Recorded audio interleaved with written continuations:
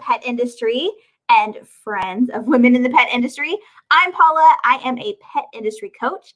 And today we are here to celebrate one of my coaching clients. We've known each other for 10 years, which was kind of crazy when we thought about it because we're like, there's no way. Through dog training, actually. And then over the last 3 months, Michelle and I have been working together on her business, trying to look for ways to make it even better than it already is. And we wanted to celebrate her wins and kind of see her journey in case that's something that you also need some inspiration around. So let me bring Michelle on. All right. So hello, everyone. Thank you guys for joining. And as you have questions, feel free to put them in the comment section. That can be while we're live or it can be later. We'll check in. But Michelle, thanks for joining us. Can you tell us a little bit about what your business is all about? So I train assistance dogs, whether that's a service dog for somebody with a disability, a therapy dog for, going into hospitals or hospice house, or nursing homes to visit other people, just to bring joy and smile. Therapists to train their dogs for doing animal-assisted play therapy, and facility dogs that work in their therapy consult or their therapy businesses. Yeah. Yeah. I couldn't think of the name of it. And if you feel like, we're cutting in and out, Michelle, we're going to blame it on you live in Arkansas. Yes. Everybody's on the internet.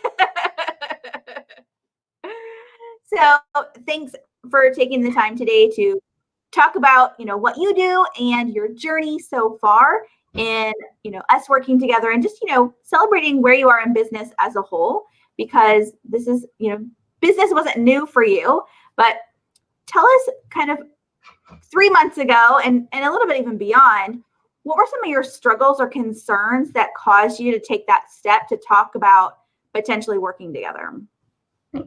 Well, we were in the middle of COVID and everybody was moving, and that was something that I had really wanted to go into anyway, but I was struggling with bringing that into my business and incorporating it. I had goals that I wanted to set for my business, being a single trainer and not having a facility, not having other trainers to work with me, that I really wanted to take my business to a new level, but didn't know exactly how to do that, and didn't know how to realize those goals. And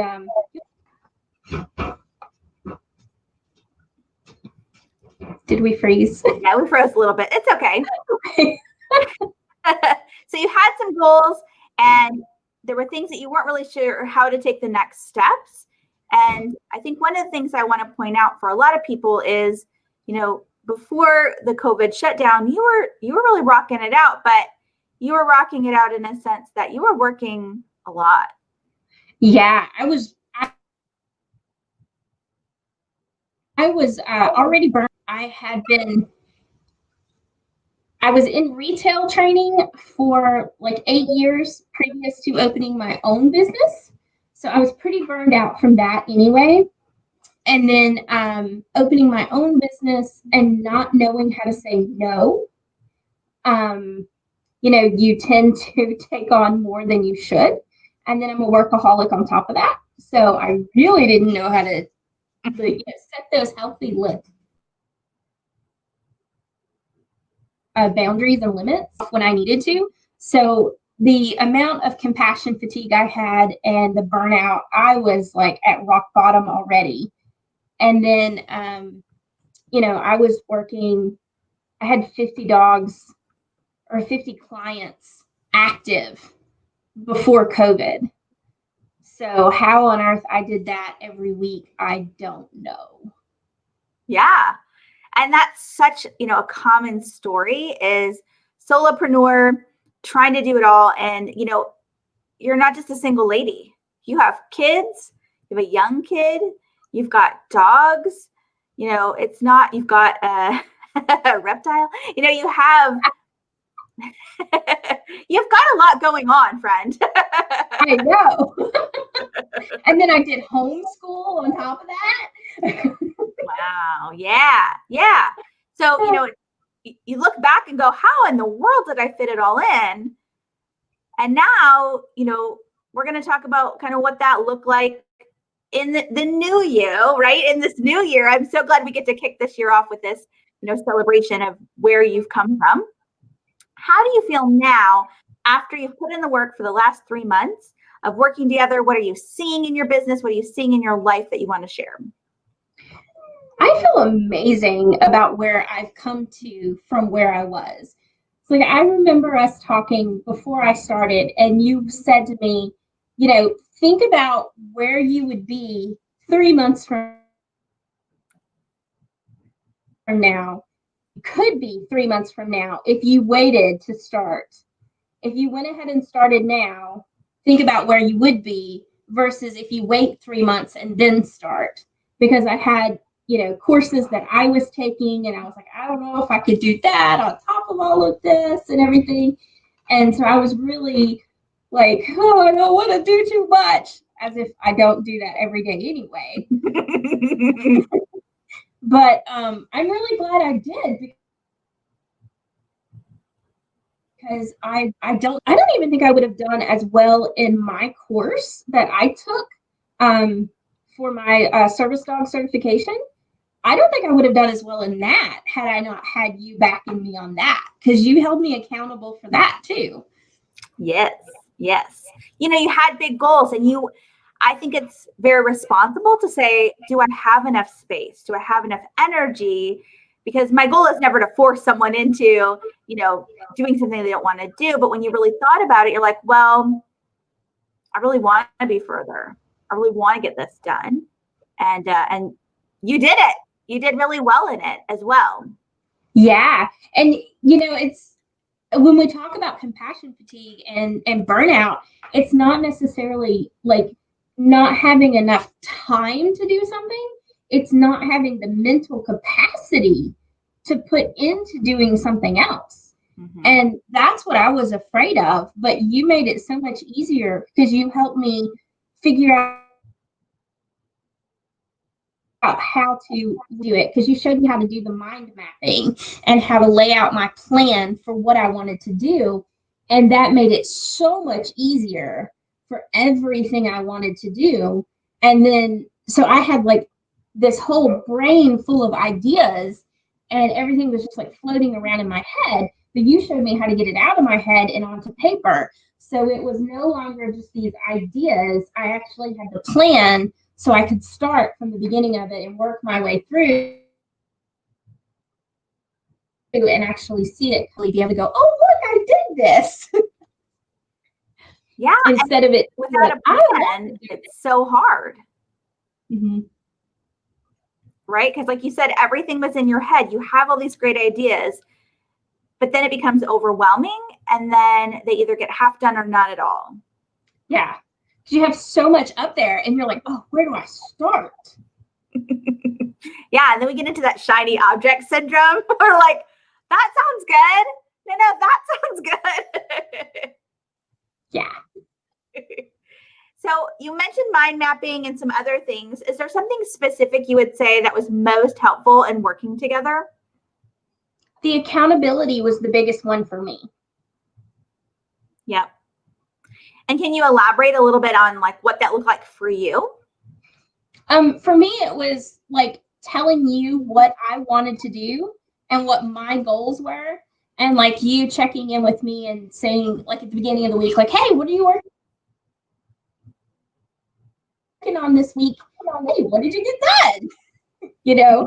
And that was the big thing for me, because I didn't have that.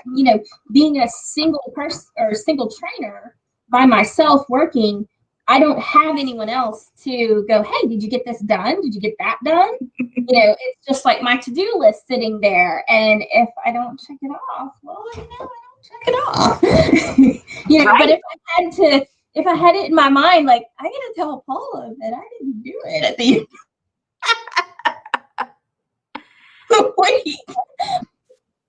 Right. And I think what's interesting too that you shared, we chatted earlier in the week about this, is privately anyways, is you felt like, 3 months can feel like a long time. It can feel like, oh, I could get so much done. But can you share with the audience like how you felt about 3 months and like where you really did the most work?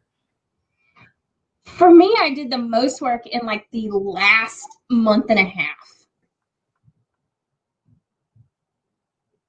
Because like the first, I have these ideas, I have these goals, but I didn't really know exactly where I wanted to go with them. I didn't really have them formulated as well as I wanted them to be. Mm-hmm. And then as we kind of went through and we did our weekly calls every week, and you started going into more of the, talking about how to set our goals, how to go through, working through the goals. And we talked about, how to work through every aspect of our life, not just our business, because it does affect every aspect of our life, and every aspect of our life affects our business. Mm-hmm. And that really helped me to clarify what those goals were, which made it that much easier for me to work on them towards that last half of the 3 months. And I think that's where the biggest changes came for me. That. Yeah, and everyone's on their own journey. That's what I love about, Michelle was in group coaching, but she's taking the tools and applying them where it's appropriate for her life. And I think this is what's hard for people is, what do you want at the end of 3 months? And that might change within that time period, but each person's an individual. It's not like Michelle has to make this much money and do these many things, and that's the goal. It's, what does Michelle want in her life and her business, and how do we get there as fast as possible within what she wants, within not burning yourself out, because you are, even though you love to work and you love to be active and busy, there's also that burnout, like you said, and that, fatigue, that compassion fatigue or work fatigue even, that you also have to address, because we love what we do. Like, you love the people that you get to work with and the animals you get to work with, but there's a cost in your energy and your time.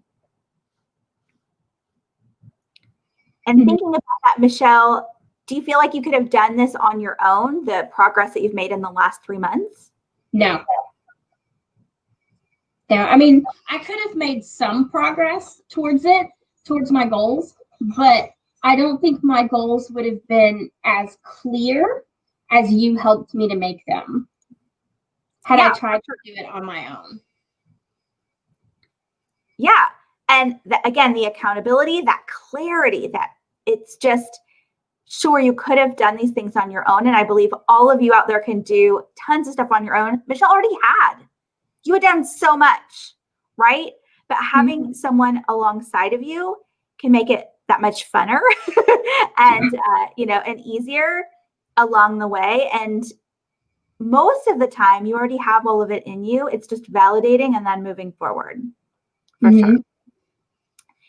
And when you think about this process that you've just been through, what are some of the things that's impacted not only in business, but specific to your life?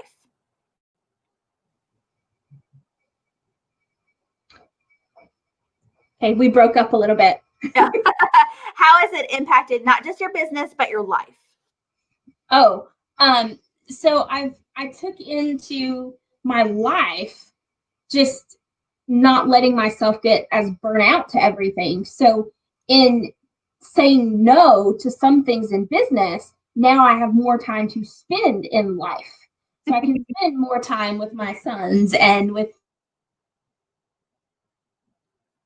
my own dog husband, and we can go do things and have fun. And I've set goals for myself that are, more fun for me. That means I can put more of myself into my business because I'm taking better care of myself. So there is more energy from me to put into my business. Well said. I could not have said it any better. And one of the things I really appreciate about you, Michelle, is we both have a love of Star Wars and Marvel things. And one of the things I've really challenged Michelle and all of those in the 90-day program is to set goals, but also to set rewards. And she has rewarded herself, and that's part of life, with things that she enjoys, some of the collectibles that are out there, and spending time with her kiddo, putting things together, or maybe by herself. We helped each other. While I did my ships. So. Yeah, I think that's super cool about you. And for those who are just tuning in, welcome. We're celebrating Michelle for working on herself and her business over the last 3 months. And I want to give a shout out to her business so that you guys, if you want, you can check out what she offers. If you are not local to Arkansas and you need a trainer who focuses on service dog specific, she's definitely your go-to person. She can help you virtually, no matter where you are in the States, right? Yep. So check it out. She's got social media going on. She's got lots of plans for more of that in the coming year. And she's definitely a big blogger. So check that out as well. All right. So I also want to ask you about why did you feel like it was time to hire a coach? I know we knew each other, so that was kind of an easier option sometimes, but why was the time now?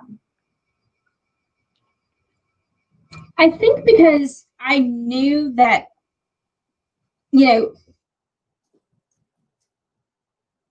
especially with COVID, go down a little bit for me, like work-wise, and it was time for me to be able to devote more time to working on my business as opposed to working for my business.